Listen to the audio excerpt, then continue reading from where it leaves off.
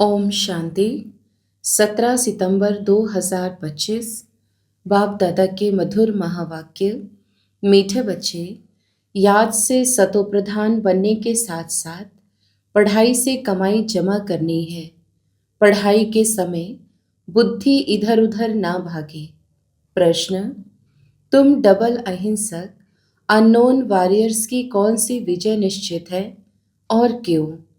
उत्तर: तुम बच्चे जो माया पर जीत पाने का पुरुषार्थ कर रहे हो, तुम्हारा लक्ष्य है कि हम रावण से अपना राज्य लेकर ही छोड़ेंगे। यह भी ड्रामा में युक्ति रची हुई है। तुम्हारी विजय निश्चित है क्योंकि तुम्हारे साथ साक्षात परमपिता परमात्मा है। तुम योग बल से विजयी पाते हो। मनमना भव के महामंत्र से तुम्हें राजाई मिलती है। तुम आधा कल्प राज्य करेंगे। गीत। मुखड़ा देख ले प्राणी। ओम शांति। मीठे मीठे बच्चे जब सामने बैठे रहते हैं तो समझते हैं बरोबर हमारा कोई साकार टीचर नहीं है। हमको पढ़ाने वाला ज्ञान का सागर बाबा है। यह तो पक्का निश्चय है, वह हमारा बाप भी है। जब पढ़ते हैं तो पढ़ाई पर अटेंशन रहता है। स्टूडेंट अपने स्कूल में बैठे होंगे तो टीचर याद आएगा, ना कि बाप, क्योंकि स्कूल में बैठे हैं। तुम भी जानते हो बाबा टीचर भी है। नाम को तो नहीं पकड़ना है ना, ध्यान में रखना है हम आत्मा है, बाप से सुन रहे हैं। यह तो कभी होता ही नहीं, ना सतयुग में ना कलयुग में होता है, सिर्फ एक ही बार संगम पर होता है। तुम अपने को आत्मा समझते हो। हमारा बाप इस समय टीचर है क्योंकि पढ़ाते हैं। दोनों काम करने पड़ते हैं। आत्मा पढ़ती है शिव बाबा से, यह भी योग और पढ़ाई हो जाती है। पढ़ती आत्मा है, पढ़ाते परमात्मा है। इसमें और ही जास्ती फायदा है जबकि तुम सम्मुख हो। बहुत बच्चे अच्छी रीति याद में रहेंगे, कर्मातीत अवस्था में पहुंचेंगे तो वह भी जैसे पवित्रता की ताकत मिलती है। तुम जानते हो शिव बाबा हमको पढ़ाते हैं। यह तुम्हारा योग भी है, कमाई भी है। आत्मा को ही सतो प्रधान बनना है। तुम सतो प्रधान भी बन रहे हो, धन भी ले रहे हो। अपने को आत्मा जरूर समझना है। बुद्धि भागनी नहीं चाहिए। यहाँ बैठते हो तो बुद्धि में यह रहे कि शिव बाबा पढ़ाने के लिए टीचर रूप में आया कि आया, वही नॉलेजफुल है, हमको पढ़ा रहे हैं। बाप को याद करना है। स्वदर्शन चक्रधारी भी हम हैं, लाइट हाउस भी हैं। एक आंख में शांति धाम, एक आंख में जीवन मुक्ति धाम है। इन आंखों की बात नहीं है, आत्मा का तीसरा नेत्र कहा जाता है। अभी आत्माएं सुन रही हैं। जब शरीर छोड़ेंगे तो आत्मा में यह संस्कार होंगे। अभी तुम बाप से योग लगाते हो। सतयुग से लेकर तुम वियोगी थे, अर्थात बाप से योग नहीं था। अभी तुम योगी बनते हो, बाप के समान। योग सिखलाने वाला है ईश्वर, इसीलिए उनको कहा जाता है योगेश्वर। तुम भी योगेश्वर के बच्चे हो।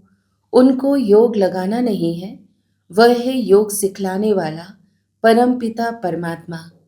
तुम एक एक योगेश्वर योगेश्वरी बनते हो, फिर राज राजेश्वरी बनेंगे। वह है योग सिखलाने वाला ईश्वर। खुद नहीं सीखता है, सिखलाते हैं। श्री कृष्ण की ही आत्मा अंत के जन्म में योग सीखकर फिर श्री कृष्ण बनती है। इसीलिए श्री कृष्ण को भी योगेश्वर कह देते हैं, क्योंकि उनकी आत्मा अभी सीख रही है। योगेश्वर से योग सीख श्री कृष्ण पद पाती है। इनका नाम फिर बाप ने ब्रह्मा रखा है। पहले तो लौकिक नाम था, फिर मर्जीवा बने हैं। आत्मा को ही बाप का बनना है। बाप के बने तो मर गए ना। तुम भी बाप द्वारा योग सीखते हो। इन संस्कारों से ही तुम जाएंगे शांति धाम में। फिर नया पाठ प्रारब्ध का इमर्ज होगा। वहां यह बातें याद नहीं रहेंगी। यह अभी बाप समझाते हैं। अभी पाठ पूरा होता है फिर नए सिर शुरू होगा। जैसे बाप को संकल्प उठा कि मैं जाऊं, तो बाप कहते हैं मैं आता हूं और मेरी वाणी चलनी शुरू हो जाती है। वहां तो शांति में है। फिर ड्रामा अनुसार उनका पाठ शुरू होता है। आने का तो संकल्प उठता है, फिर यहाँ आकर पाठ बजाते हैं। तुम्हारी आत्माएं भी सुनती हैं। नंबरवार पुरुषार्थ अनुसार कल पहले मिसल, दिन प्रतिदिन वृद्धि को भी पाते जाएंगे। एक दिन तुमको बड़े रॉयल हॉल भी मिलेंगे, जिसमें बड़े बड़े लोग भी आएंगे। सब इकट्ठे बैठ सुनेंगे। दिन प्रतिदिन साहूकार भी रंक होते जाएंगे। पेट पीठ से लग जाएगा। ऐसी आफतें आनी हैं, मूसलाधार बरसात पड़ेगी तो सारी खेती आदि पानी में डूब जाएगी। नेचुरल कैलेमिटीज तो आनी ही है, विनाश होना है। इनको कहा जाता है कुदरती आपदाएं। बुद्धि कहती है विनाश होना जरूर है। उस तरफ के लिए बॉम्ब्स भी तैयार है। नेचुरल कैलेमिटीज आदि फिर है यहाँ के लिए। उसमें बड़ी हिम्मत चाहिए। अंगद का भी मिसाल है ना, उनको कोई हिला ना सका। यह अवस्था पक्की करनी है। मैं आत्मा हूँ, शरीर का भान टूटता जाए। सतयुग में तो जब ऑटोमेटिकली समय पूरा होता है तो साक्षात्कार होता है। अभी हमको यह शरीर छोड़ जाए बच्चा बनना है। एक शरीर छोड़ जाए दूसरे में प्रवेश करते हैं। सजाएं आदि तो वहां कुछ है नहीं। दिन प्रतिदिन तुम नजदीक आते जाएंगे। बाप कहते हैं मेरे में जो पार्ट भरा हुआ है वह खुलता जाएगा। बच्चों को बताते रहेंगे। फिर बाप का पार्ट पूरा होगा तो तुम्हारा भी पूरा हो जाएगा। फिर तुम्हारा सतयुग का पार्ट शुरू होगा। अभी तुमको अपना राज्य लेना है। यह ड्रामा बड़ा युक्ति से बना हुआ है। तुम माया पर जीत पाते हो, इसमें भी टाइम लगता है।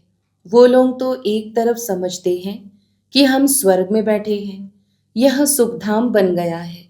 दूसरी तरफ फिर गीत में भी भारत की हालत सुनाते हैं। तुम जानते हो यह तो और ही तमो प्रधान हो गए हैं। ड्रामा अनुसार तमो प्रधान भी जोर से होते जाते हैं। तुम अब सतो प्रधान बन रहे हो, अब नजदीक आते जाते हो। आखिरी विजय तो तुम्हारी होनी ही है। हाहाकार के बाद फिर जय जयकार होगी। घी की नदियां बहेंगी। वहां घी आदि खरीद करना नहीं पड़ेगा। सबके पास अपनी गाय फर्स्ट क्लास होती है। तुम कितने उच्च बनते हो, तुम जानते हो। वर्ल्ड की हिस्ट्री ज्योग्राफी फिर रिपीट होती है। बाप आकर वर्ल्ड की हिस्ट्री रिपीट करते हैं। इसीलिए बाबा ने कहा यह भी लिख दो, वर्ल्ड की हिस्ट्री ज्योग्राफी कैसे रिपीट होती है। आकर समझो। जो सेंसिबल होगा कहेगा अभी आयरन एज है तो जरूर गोल्डन एज रिपीट होगी। कोई तो कहेंगे सृष्टि का चक्र लाखों वर्ष का है, अभी कैसे रिपीट होगा। यहाँ सूर्यवंशी चंद्रवंशी की हिस्ट्री तो है नहीं। अंत तक यह चक्र कैसे रिपीट होता है, यह भी जानते नहीं कि इन्हों का राज्य फिर कब होगा। राम राज्य को जानते नहीं। अभी तुम्हारे साथ बाप है। जिस तरफ साक्षात परमपिता परमात्मा बाप है, उनकी जरूर विजय होनी है। बाप कोई हिंसा थोड़े ही कराएंगे। किसको मारना हिंसा है ना। सबसे बड़ी हिंसा है काम कटारी चलाना।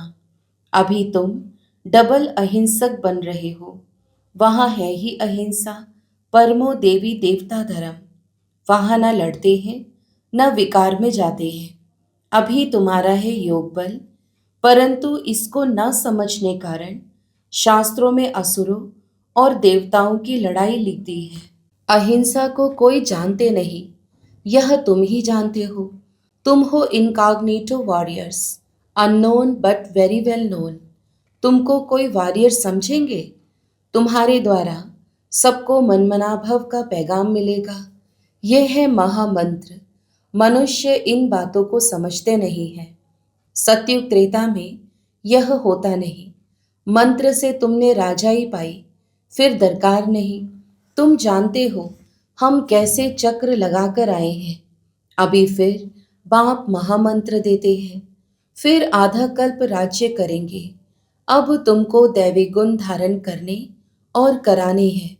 बाबा राय देते हैं, अपना चार्ट रखने से बहुत मज़ा आएगा।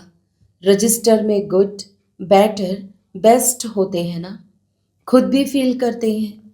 कोई अच्छा पढ़ते हैं, कोई का अटेंशन नहीं रहता है तो फेल हो जाते हैं। यह फिर है बेहद की पढ़ाई।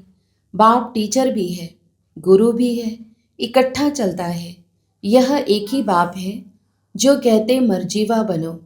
तुम अपने को आत्मा समझ बाप को याद करो। बाप कहते हैं मैं तुम्हारा बाप हूँ, ब्रह्मा द्वारा राज्य देता हूँ। यह हो गया बीच में दलाल, इनसे योग नहीं लगाना है। अभी तुम्हारी बुद्धि लगी है उस अपने पतियों के पति शिव साजन के साथ। इन द्वारा वह तुमको अपना बनाते हैं। कहते हैं अपने को आत्मा समझ मुझे याद करो। हम आत्मा ने पाठ पूरा किया, अब बाप के पास जाना है घर। अभी तो सारी सृष्टि तमो प्रधान है, 5 तत्व भी तमो प्रधान है। वहाँ सब कुछ नया होगा। यहाँ तो देखो हीरे जवाहरात आदि कुछ भी नहीं है। सतयुग में फिर कहाँ से आते हैं? खानियाँ जो अब खाली हो गई हैं वह सब फिर से अब भरतू हो जाती है। खानियों से खोद कर ले आते हैं। विचार करो, सब नई चीज़ें होंगी ना। लाइट आदि भी जैसे नेचुरल रहती है। साइंस से यहाँ सीखते रहते हैं, वहाँ यह भी काम में आती है। हेलीकॉप्टर खड़े होंगे, बटन दबाया यह चला, कोई तकलीफ नहीं। वहाँ सब फुल प्रूफ होते हैं, कभी मशीन आदि खराब हो न सके। घर में बैठे सेकंड में स्कूल में वह घूमने फिरने पहुँचते हैं। प्रजा के लिए फिर उनसे कम होंगे। तुम्हारे लिए वहाँ सब सुख होते हैं, अकाले मृत्यु हो नहीं सकता। तो तुम बच्चों को कितना अटेंशन देना चाहिए। माया का भी बहुत जोर है। यह है माया का अंतिम पाँव। लड़ाई में देखो कितने मरते हैं, लड़ाई बंद होती ही नहीं। कहाँ इतनी सारी दुनिया, कहाँ सिर्फ एक ही स्वर्ग होगा। वहाँ ऐसे थोड़ी कहेंगे गंगा पतित पावनी है, वहाँ भक्ति मार्ग की कोई बात ही नहीं। यहाँ गंगा में देखो सारे शहर का किचड़ा पड़ता रहता है। बॉम्बे का सारा किचड़ा सागर में बह जाता है। भक्ति में तुम बड़े बड़े मंदिर बनाते हो। हीरे जवाहरतों का तो सुख रहता है ना। पौना हिस्सा सुख है, बाकी क्वार्टर है दुख। आधा आधा हो फिर तो मज़ा ना रहे। भक्ति मार्ग में भी तुम बहुत सुखी रहते हो। पीछे मंदिरों आदि को आए लूटते हैं। सतयुग में तुम कितने साहूकार थे, तो तुम बच्चों को बहुत खुशी होनी चाहिए। एम ऑब्जेक्ट तो सामने खड़ा है, माँ बाप की तो सर्टेन है। गाया जाता है खुशी जैसी खुराक नहीं। योग से आयु बढ़ती है। अभी हम आत्मा को स्व का दर्शन हुआ है कि हम 84 का चक्र लगाते हैं, इतना पार्ट बजाते हैं। सब आत्माएं एक्टर्स नीचे आ जाएंगे तो बाप सबको ले जाएंगे। शिव की बारात कहते हैं ना। यह सब तुम जानते हो, नंबरवार पुरुषार्थ अनुसार। जितना तुम याद में रहेंगे उतना खुशी में रहेंगे। दिन प्रतिदिन फील करते रहेंगे, क्योंकि सिखलाने वाला तो वह बाप है ना। यह भी सिखाते रहते हैं। इनको अर्थात ब्रह्मा को पूछने की दरकार नहीं रहती। पूछते तो तुम हो, यह तो सुनते ही हैं।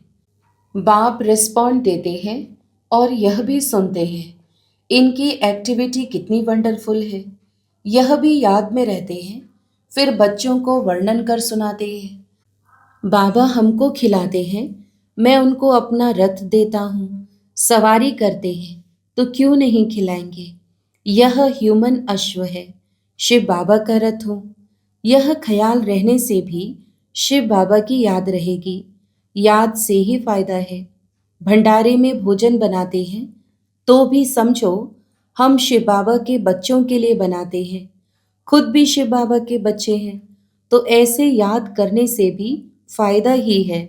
सबसे जास्ती पद उनको मिलेगा जो याद में रह कर्मातीत अवस्था को पाते हैं और सर्विस भी करते हैं। यह बाबा भी बहुत सर्विस करते हैं ना। इनकी बेहद की सर्विस है, तुम हद की सर्विस करते हो। सर्विस से ही इनको भी पद मिलता है। शिव बाबा कहते ऐसे ऐसे करो, इनको भी राय देते हैं। तूफान तो बच्चों को आते हैं, सिवाय याद के कर्मेंद्रियां वश होना मुश्किल है। याद से ही बेड़ा पार होना है। यह शिव बाबा कहते हैं या ब्रह्मा बाबा कहते हैं, यह समझना भी मुश्किल हो जाता है। इसमें बड़ी महीन बुद्धि चाहिए।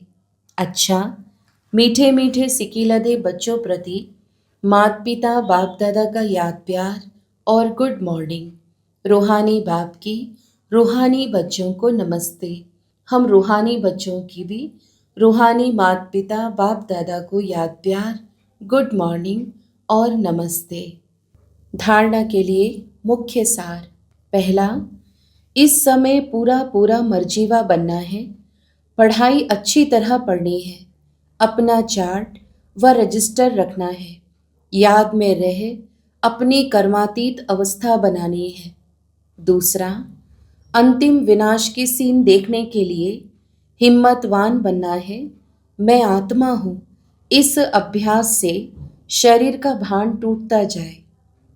वरदान, देह भान का त्याग कर निक्रोधी बनने वाले निर्माण चित्त भव। विस्तार, जो बच्चे देह भान का त्याग करते हैं उन्हें कभी भी क्रोध नहीं आ सकता, क्योंकि क्रोध आने के दो कारण होते हैं। एक, जब कोई झूठी बात कहता है, और दूसरा, जब कोई गलानी करता है। यही दो बातें क्रोध को जन्म देती हैं। ऐसी परिस्थिति में निर्माण चित्त के वरदान द्वारा अपकारी पर भी उपकार करो। गाली देने वाले को गले लगाओ, निंदा करने वाले को सच्चा मित्र मानो, तब कहेंगे कमाल।